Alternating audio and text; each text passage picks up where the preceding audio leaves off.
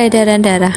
Sistem peredaran darah berfungsi mengalirkan suplai oksigen dan nutrisi tubuh ke seluruh jaringan tubuh yang diperlukan untuk metabolisme tubuh. Sistem peredaran darah memiliki 3 komponen dasar, yaitu jantung, pembuluh darah, dan darah jantung. Faktor terpenting yang mempengaruhi kerja jantung sebagai pompa darah adalah curah jantung. Curah jantung adalah sejumlah volume darah yang dipompa tiap ventricle per menit. Pembuluh darah. Pembuluh darah adalah saluran tertutup yang berfungsi mengarahkan dan menyebarkan darah dari jantung ke seluruh tubuh yang kemudian dikembalikan ke jantung.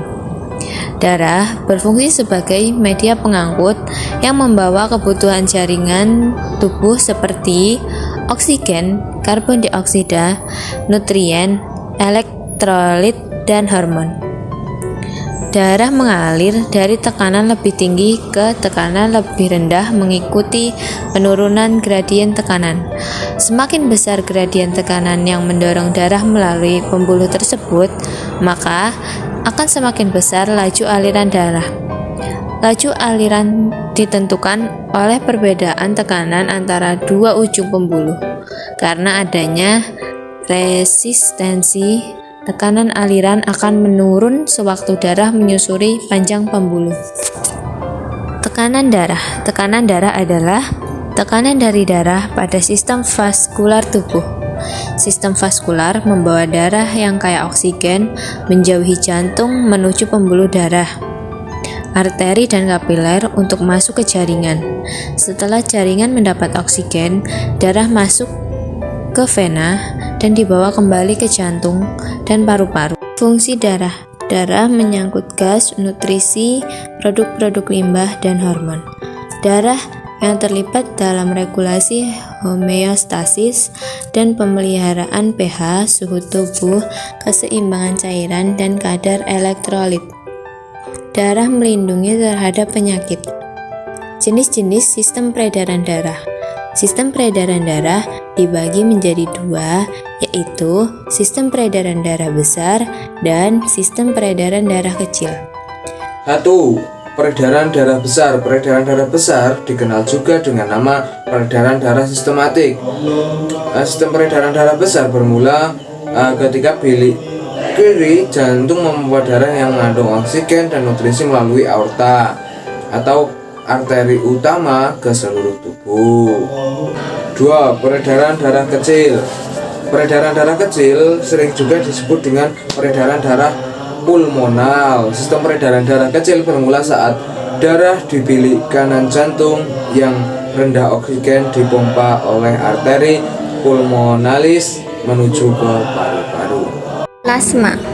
Plasma sebagian besar tersusun air, mengandung protein seperti albumin yang mempertahankan tekanan osmotik, globulin yang berfungsi dalam transportasi dan kekebalan, fibrinogen yang terlibat dalam pembekuan darah, dan hormon serta enzim yang terlibat dalam regulasi.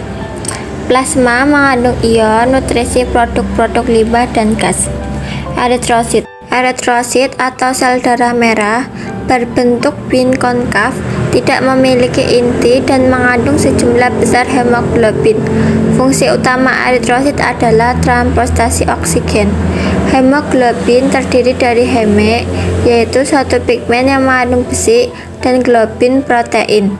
Hal ini memainkan peran penting dalam transportasi oksigen dan berpartisipasi dalam transportasi karbon dioksida. Penggolongan darah.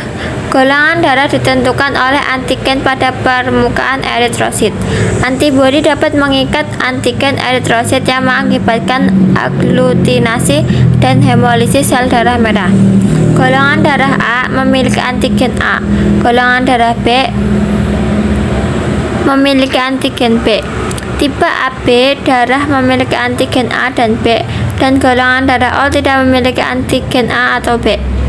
Darah RH positif memiliki antigen RH tertentu, antigen D, sedangkan darah RH negatif tidak. Antibodi terhadap antigen RH diproduksi oleh RH negatif ketika orang terkena darah RH positif. Jenis-jenis pembuluh darah. Apa aja sih yang termasuk dalam jenis pembuluh darah? Pembuluh darah memiliki 3 tipe dasar, di antaranya arteri, kapiler, dan vena.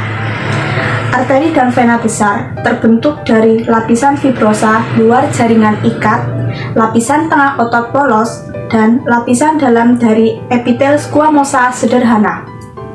Arteri memiliki dinding otot tebal dan membawa darah dari jantung. Arteri besar membagi berulang kali untuk membentuk arteri terkecil, arteriol yang terhubung dengan kapiler. Kapiler adalah pembuluh darah terkecil dan paling banyak. Dinding tipis mereka sel endotel memungkinkan pertukaran bahan antara darah dan cairan interstitial.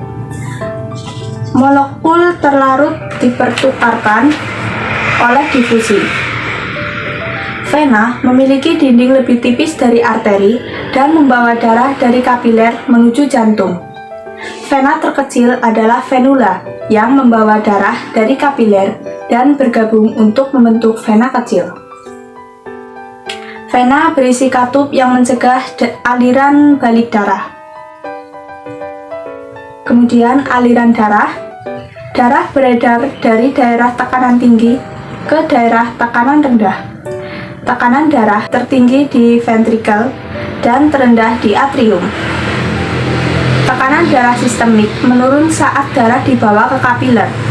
Kontraksi otot rangka dan gerakan pernapasan adalah kekuatan penting yang membantu kembalinya darah vena. Kecepatan darah berbanding terbalik dengan luas penampang seluruh pembuluh darah. Kecepatan darah tertinggi di aorta dan terendah di kapiler. Tekanan darah. Optimal tekanan darah sistolik adalah 115 mmHg. Tekanan darah diastolik yang optimal adalah 75 mmHg. Perbedaan antara tekanan sistolik dan diastolik adalah tekanan nadi. Denyut nadi dapat dideteksi oleh arteri permukaan palpasi. Tekanan darah ditentukan oleh 4 faktor. Yang pertama, curah jantung. Yang kedua, volume darah. Yang ketiga, resistensi perifer. Dan yang terakhir adalah viskositas darah.